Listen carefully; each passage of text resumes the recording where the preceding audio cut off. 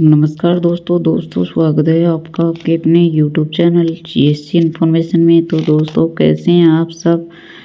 उम्मीद करते हैं कि आप सब बढ़िया और स्वस्थ होंगे। आप देख रहे हैं दोस्तों हरियाणा पेंशनधारकों के लिए ज़रूरी सूचना आ चुकी है। आज हो चुकी है दोस्तों 3 फरवरी 2026 और सभी पेंशनधारक चाहे वो बुढ़ापा पेंशन जिनको मिलती है, विधवा, दिव्यांग, लाडली, अविवाहित, विधुर, जितनी भी पेंशन हरियाणा में सामाजिक कल्याण विभाग के द्वारा मिलती है सभी के लिए महत्वपूर्ण जानकारी इस वीडियो में मिलेगी।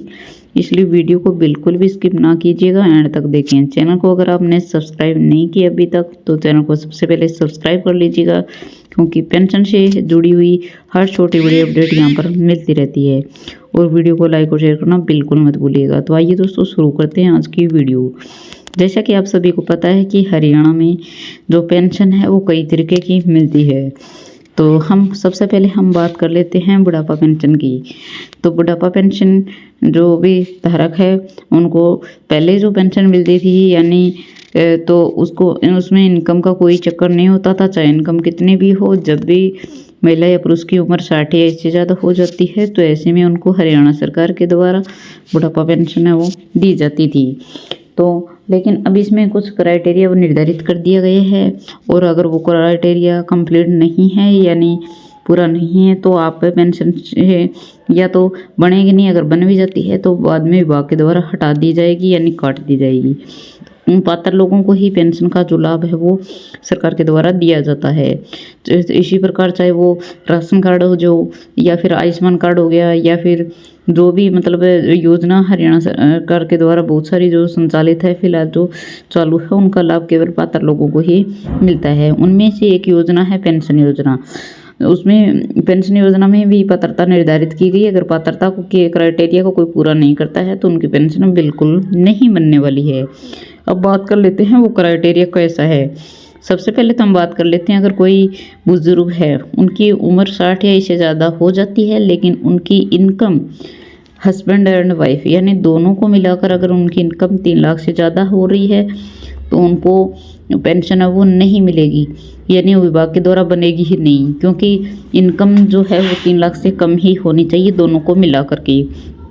तो एक तो इनकम का क्राइटेरिया है कि जो वेरीफाई उनकी फैमिली आईडी में कितनी है, और मतलब अगर 3 लाख से कम है तो ही उनकी पेंशन बनेगी। दूसरा क्राइटेरिया ये रखा गया है कि पहले फैमिली आईडी में जो अपडेट वगैरह कुछ नहीं था, लेकिन धीरे धीरे उसमें भी जो करेक्शन है वो किया जा रहा है, अपडेट की जा रही है फैमिली आईडी में।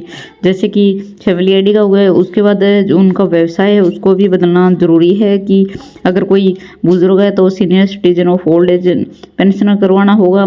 इसी प्रकार अगर कोई विधवा महिला पेंशन का लाभ ले रही है तो उसमें मेरिट की जगह उसको विडो करवाना होगा। इसी प्रकार अगर कोई दिव्यांग है तो वहाँ पे नॉर्मल की जगह जो आपका स्टेटस है वहाँ पर आपको दिव्यांग करना होगा।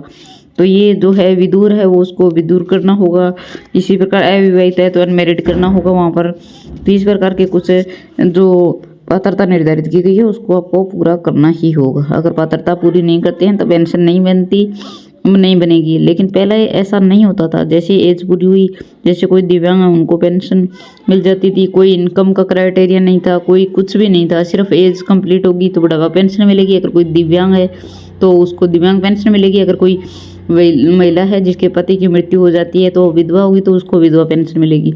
तो इसी प्रकार करके पेंशन मिलती थी। लेकिन अब ऐसा नहीं है, धीरे धीरे इसमें सुधार किया गया है। इसमें कुछ जो क्राइटेरिया वो निर्धारित किया गया है, यानी पात्रता का कौन पात्र है कौन अपात्र है। तो हरियाणा सरकार का मकसद यही है कि जो पात्र लोग हैं जो जिनको पेंशन मिलनी चाहिए केवल उन्हीं को इस योजना का लाभ है वो मिलेगा। जो अपात्र है जिनको या तो फिर उनकी जमीन वगैरह है या फिर इनकम 3 लाख से ज़्यादा है तो उनको इस योजना का लाभ बिल्कुल नहीं मिलने वाला है।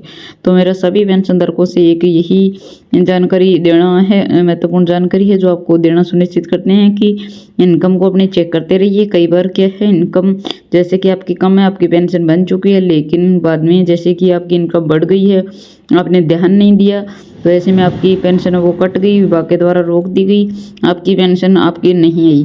फिर बाद में आप देखते हैं कि क्या दिक्कत हो गई कि हमारी पेंशन क्यों कटी, हमारी तो इनकम भी कमी थी, लेकिन आपको पता ही नहीं चलता कब आपकी इनकम बढ़ गई है। तो ये चीज़ें आप ध्यान में रखिए। जैसे कोई फसल है उसको ऑनलाइन आप बेचते हैं तो उसमें भी आपकी इनकम बढ़ सकती है, या फिर कोई और भी ऐसा जरिया जिससे इनकम आपकी बढ़ गई है, जिससे आपकी पेंशन विभाग के द्वारा रोक दी गई है। तो इन सब चीज़ों का ध्यान जरूर रखिएगा, अपने फैमिली आईडी को अपडेट रखिएगा, ताकि किसी प्रकार की कोई परेशानी का सामना आपको भविष्य में ना करना पड़े।